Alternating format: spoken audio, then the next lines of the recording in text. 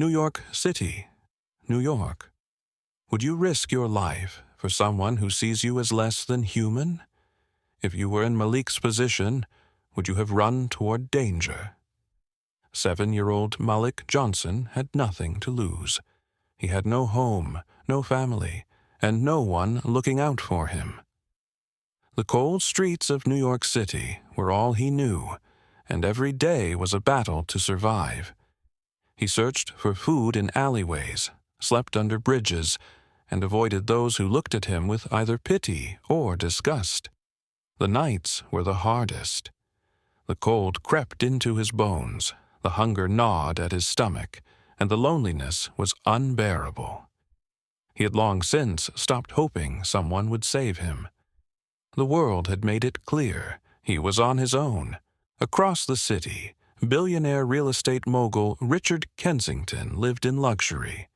His world was made of penthouses, high-rise buildings, and extravagant parties. His wife, Victoria, and daughter Sophia never had to worry about survival. They moved through life with ease, shielded from the harsh realities Malik faced daily. Malik had seen them before, driving past in their sleek black car, their eyes never even glancing in his direction. To them, he didn't exist. He was just another forgotten child in a city too big to care. Sometimes, he wondered what it felt like to be warm all the time, to have food without fighting for it. But thinking about it only made the hunger worse. So he pushed those thoughts away and focused on surviving the next hour, the next meal, the next night. The city was full of stories like his, children who had slipped through the cracks, ignored and forgotten. But Malik had learned early on that the world wasn't fair. If he wanted to make it, he had to rely on himself and no one else. But one afternoon, their worlds collided in a way no one could have imagined. Because when disaster struck, Malik was the only one who could save them. It was supposed to be a normal afternoon drive for Victoria and Sophia Kensington.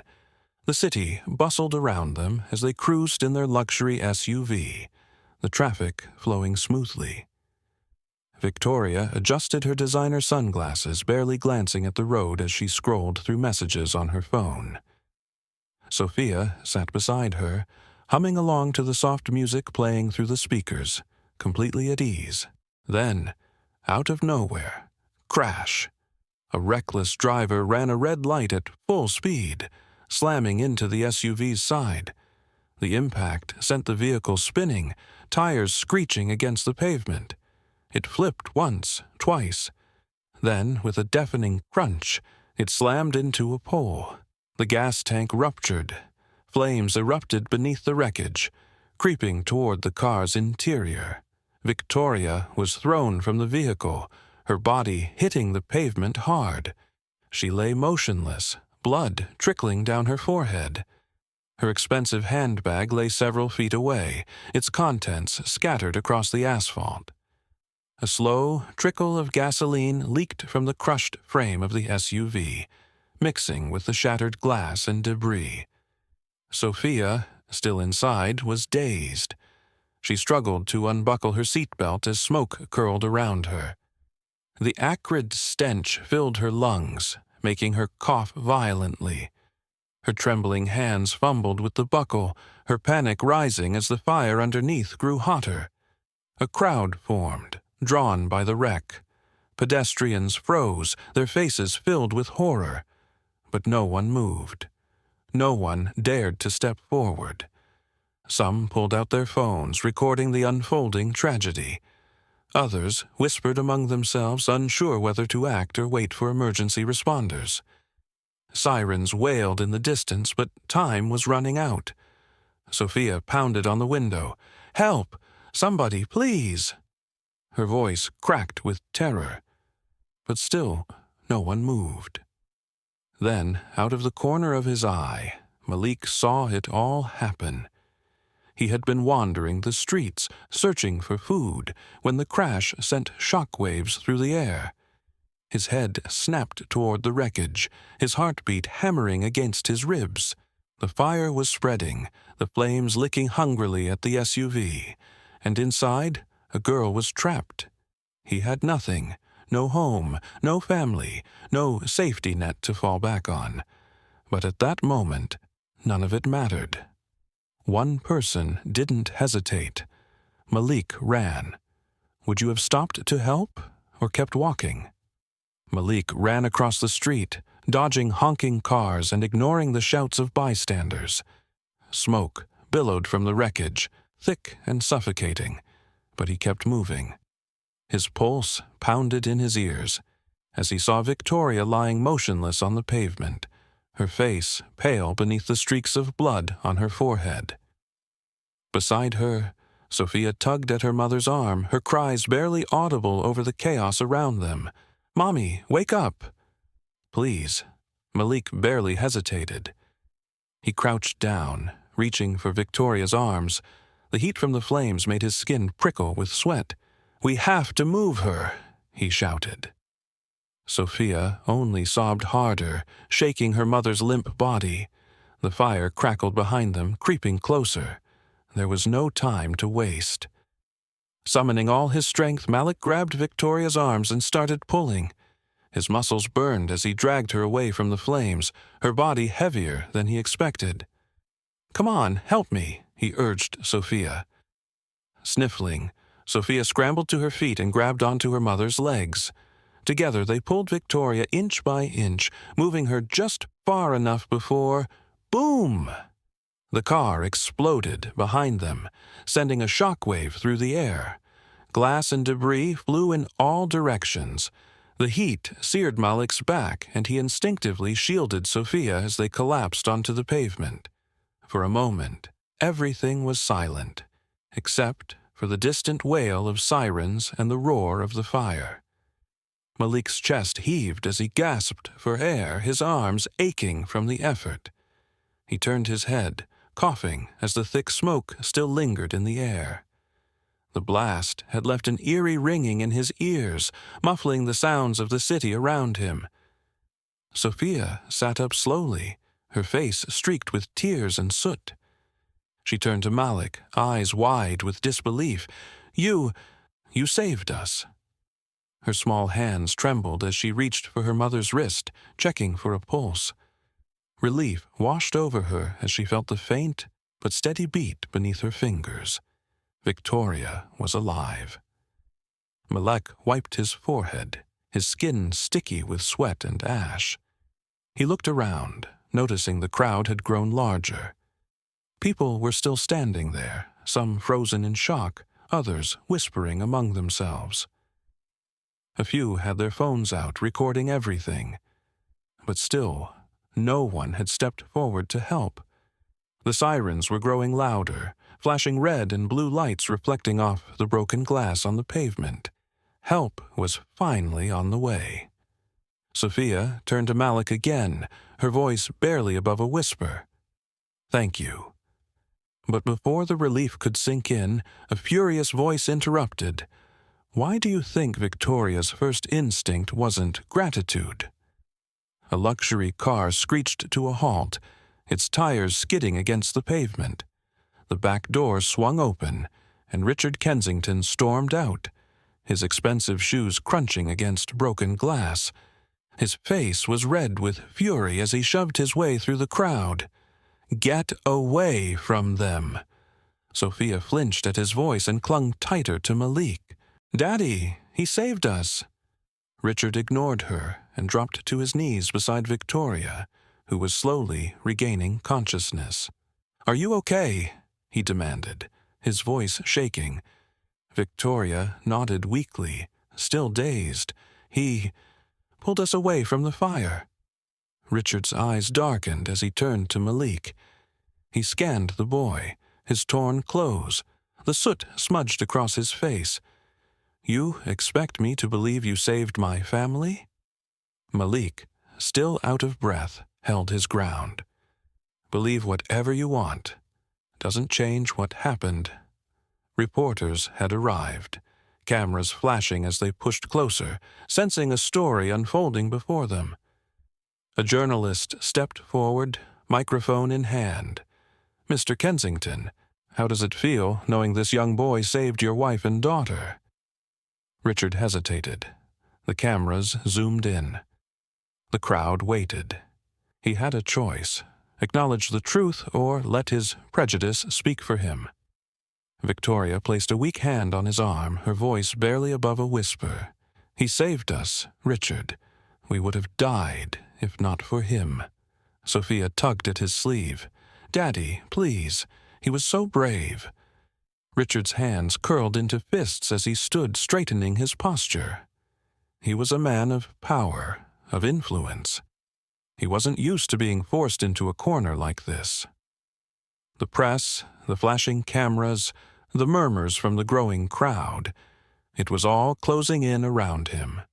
"Mr. Kensington," another reporter pressed, "will you be thanking this boy publicly for what he's done?" The billionaire exhaled sharply, looking back at Malik. The boy was still standing firm, eyes steady despite everything he had been through. He didn't look afraid. He didn't look like he wanted anything from him. The crowd was restless now, waiting for an answer. Some were whispering, shaking their heads. Others had their phones up, recording every second. The moment was too big to ignore. Sophia wiped her eyes. "Daddy, just say it. He saved us." Richard swallowed. His lips parted, then closed again. He was a man who built empires, who made decisions with precision and calculation. But this was something he had never prepared for. Finally, through clenched teeth, he muttered, "Fine." He saved them. The crowd erupted, some in applause, others still murmuring. The reporters jotted down notes furiously, cameras flashing brighter than ever. But Malik? He didn't need Richard's approval. He had already done the right thing, and that was enough. Days later, Richard Kensington stood before a crowd of reporters, the flashing cameras nearly blinding him. His perfectly tailored suit was crisp, but his expression was uneasy. He cleared his throat, gripping the podium tightly. "I owe my family's life to someone I underestimated," he admitted, his voice steady but reluctant. "I misjudged a boy who showed more courage than most men I know." The reporters leaned in, hanging on to his every word. The headline was already forming in their minds. "Billionaire thanks street kid for saving his family." Richard turned to the side where Malik stood, hands shoved into his pockets.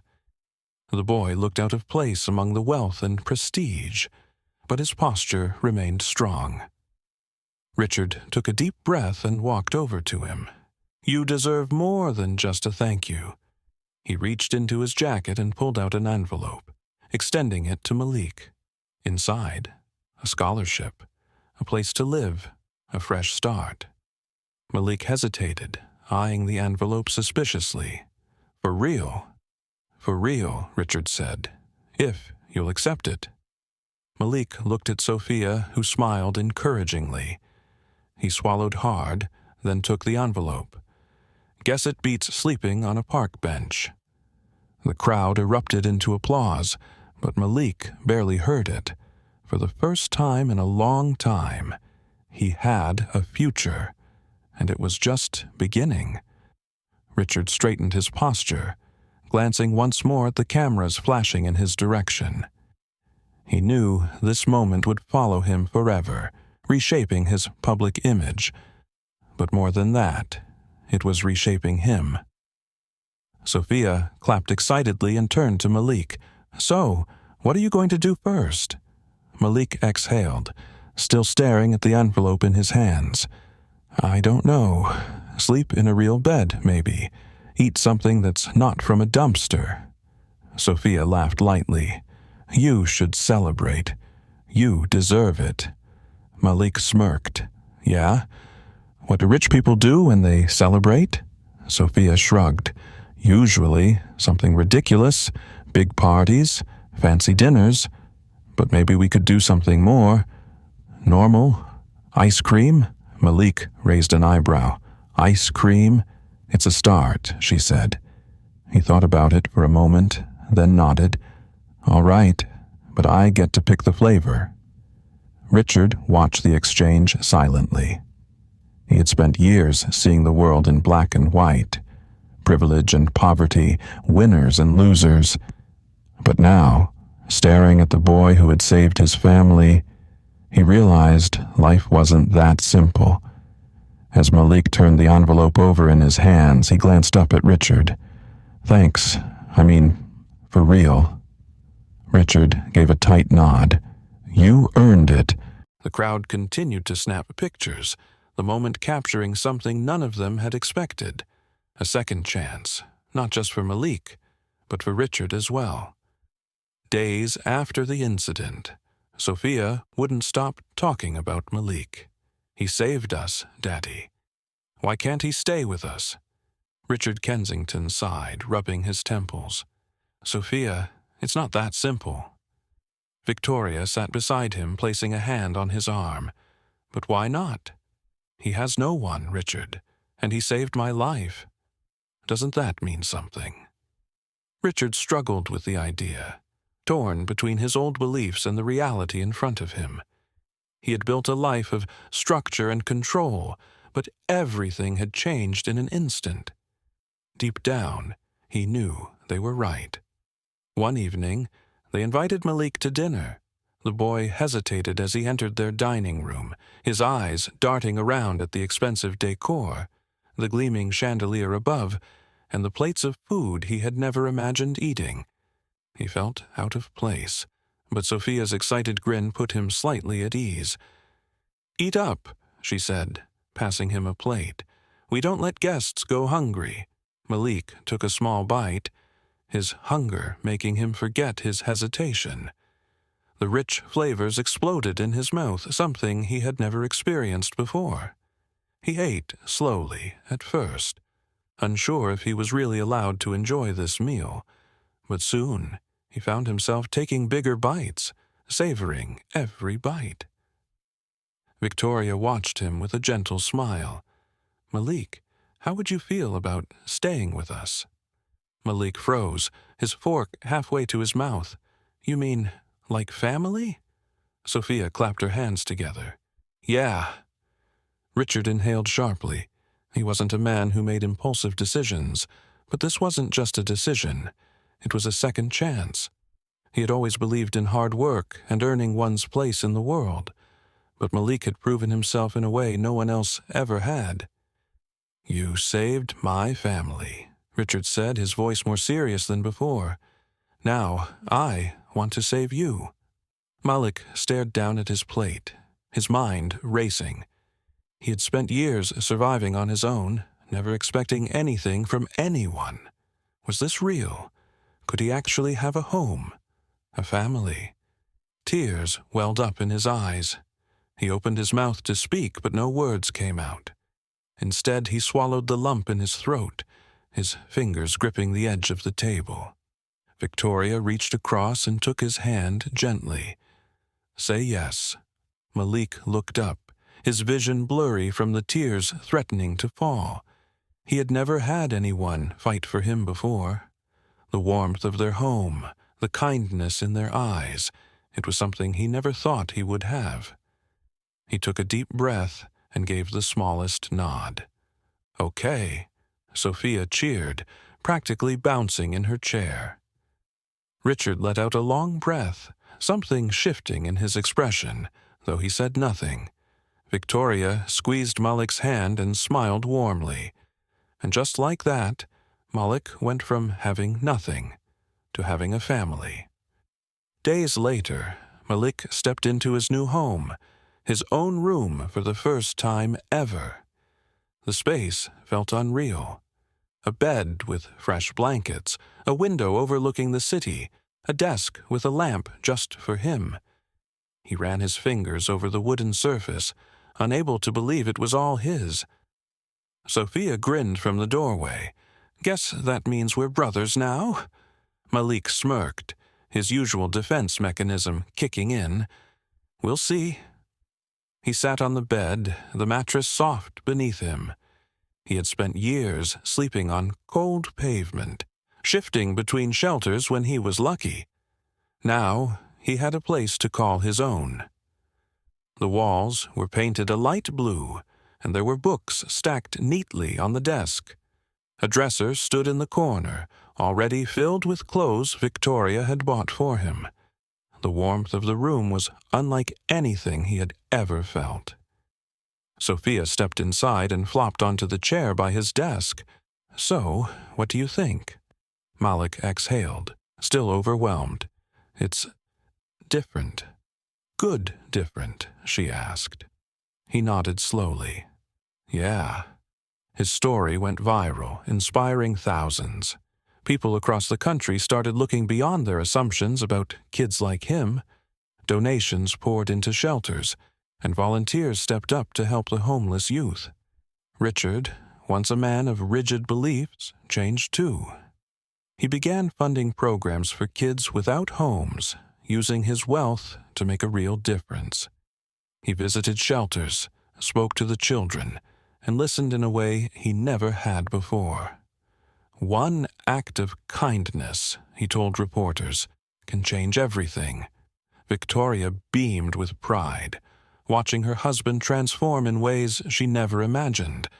She had always known he was capable of change, but it took Malik to show him the true value of second chances. Sophia, thrilled to have a new member in their family, introduced Malik to every part of their home, eager to make him feel welcome. She made him try every dessert in the kitchen, challenged him to video games, and even dragged him outside for family walks in the garden. Malik didn't know what to do with all of it at first. The love, the warmth, the sense of belonging. It felt fragile, like it could disappear at any moment. But slowly, he let himself believe it was real. One evening, as they sat down for dinner, Victoria placed a hand on his. "You're part of this family now, Malik." He looked at her, at Sophia's beaming smile, at Richard's nod of quiet approval. He swallowed the lump in his throat and simply said thanks. And as Malik looked at his new life, he realized he had changed too. He wasn't just surviving anymore, he was living. He had fought for everything he had. And in the end, he had rewritten his entire future.